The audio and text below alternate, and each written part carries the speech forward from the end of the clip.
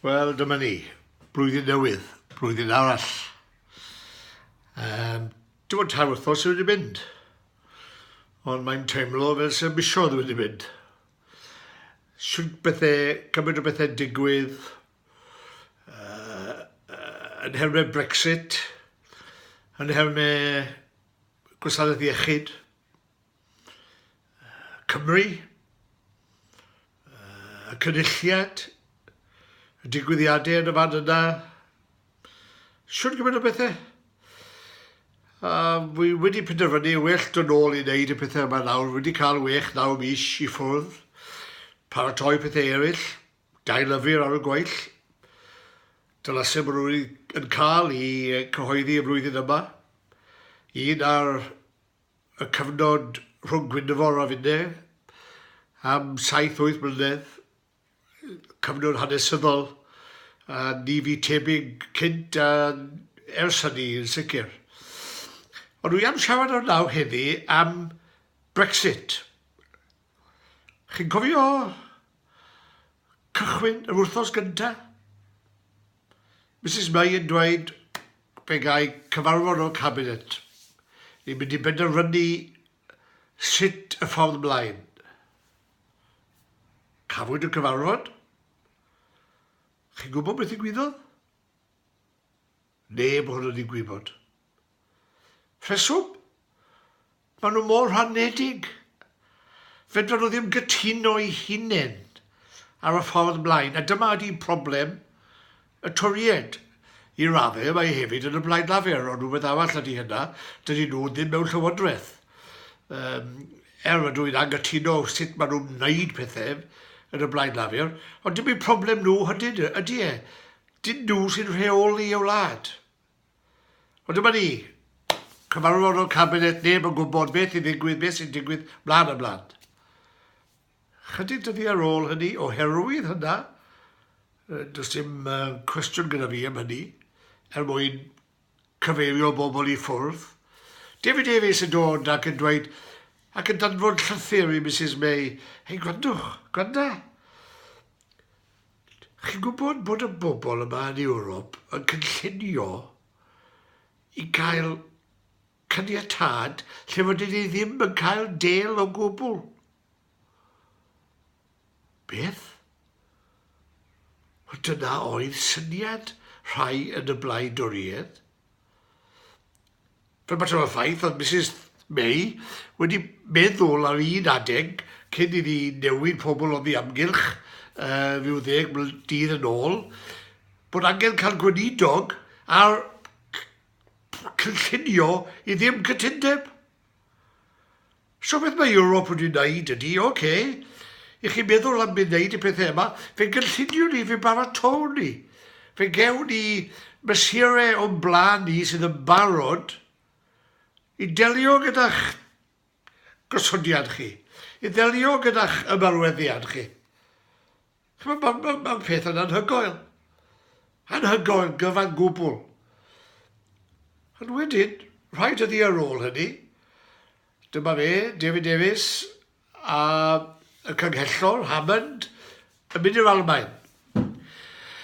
Ac yn dweud wrth yr Almaenwyr, gwydwch, mae'n hen bryd bod chi yn dweud wrth ni beth chi am. Sa'n ni'n gwybod beth i'n neud? Ni'n rhanedig, ni ar goll. Dwedwch wrth ni, fel Prydeinwyr, beth i chi yn Ewrop am? Wel, cyfyrwch bwyll ar. Pwy sy'n gadael? Penderfyniad pwy ydy e? Ni sy'n am adael, ie? Dyw ddim yn broblem i Ewrop, ac os rhywun yn meddwl bod hwn yn broblem i Ewrop, ydy ychydig ar rhai bethau, ond yn y pethau mawr, rhyngwladol, dydyn ni ddim yn cyfri llawer o gwbl, gofiwch, i Ewrop. Maen nhw'n hapus.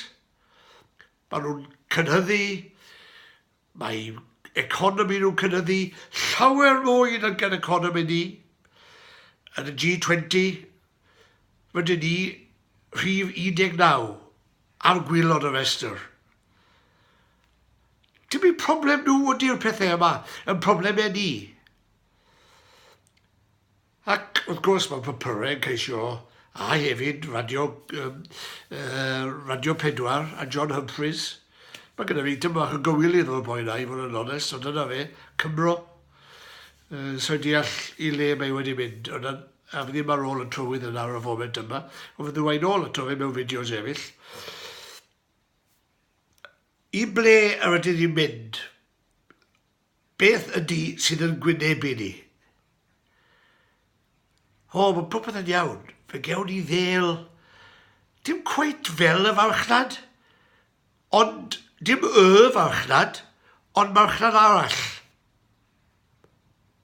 Dim Farchnad Sengl fel mae nawr. Maen nhw'n chwarae gyda geiriau, chi'n gweld.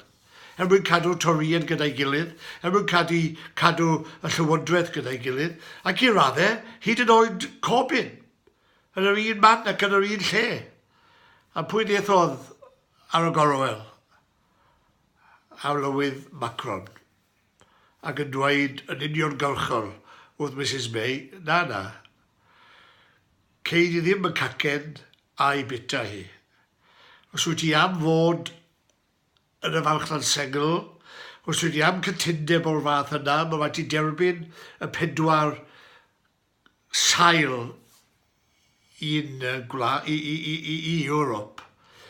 Chi'n gweld, rwy'n poeni tipyn am y dyfodol achos so'n credu bod ni'n deall. Mae dyddiau ymerodraeth, mae dyddiau rheoli y byd, mae dyddiau lle fydrwn ni ddweud a clico'n busedd ac yn y blaen ac mae'r byd yn gwrando. Mae'r holl bethau yna wedi hen diflannu. O leia, byddwn ni'n meddwl go agos i hanner canrif yn ôl. Ond dydy pobl sydd yn rheoli'r wlad ddim wedi deall yna. Wel dyna ni, dyma Macron yn dweud wrthon ni. Ac pwy ddeithodd ar y gorwel wedyn? Y boi i hunan, dy fe, Boris. Y boi a gynlluniodd y holl gawldel yma. A ddywedodd siwn gymryd o gywilyddau. A ddywedodd siwn bethau oedd ddim yn amhys dros ben. Nawr yn dweud, mae eisiau ni wario mwy ar iechyd. Mae'n iawn. Ond dyw e ddim cwarter cyment ac oedd e wedi addo ar y bws. Chi'n cofio'r bws coch? Byddai bethau di drwblu e. Pethau di drwblu e'n fawr oherwydd bod e'n deall dydy pethau ddim yn mynd i ddigwydd fel yr oedden nhw. Fel y wedi addo, fel y wedi dweud bod pethau mor hawdd. David Davis yn dweud bod nhw wedi cael cydym tebau ymhell cyn nawr. Liam Fox yn dweud bod cael cytundeb gydag Ewrop y peth hawdda yn y byd. Dyna ddwedodd e. Rhyw 90 mis yn ôl. Ac maen nhw'n ffeindio allan, chi'n gweld, dydy'r pethau yma ddim yn bosib bellach. Nawr, ni mewn cyfnod rhyfedd. Mae dim ond tair wythnos wedi mynd. Mae'n tymlo fel 3-4 mis. Fedrwn neb gynllunio a dweud beth sy'n mynd i ddigwydd. Ond mae yna broblemau enfawr yn gwynebu y Llywodraeth, y wrthblaid, y wlad, ein pobl, gwasanaeth iechyd, byd busnes. Mae yna le i drwblu. Mae yna le i boeni. Nawr dyna y neges heddi. Fe fydd am bethau eraill i ddweud ac i siarad amdano fel mae'r misiodd yn mynd mlaen. Mae yna siŵr gymryd o bethau digwydd yng Nghymru yn oes e. Tipyn. Ac rwy'n poeni am dyfodol o'n gwlad ni hefyd, cofiwch chi, i ble mae'n mynd. Pwy yw Cymru? Beth ydy Cymru? Mae rhaid i fynd ac i'r ymrafel a'r pethau yma hefyd. O dyna ni. Croeso yma, nôl yn 2018, dychwelyd eto, gweld siwneithu. Diolch yn fawr. Hwyl.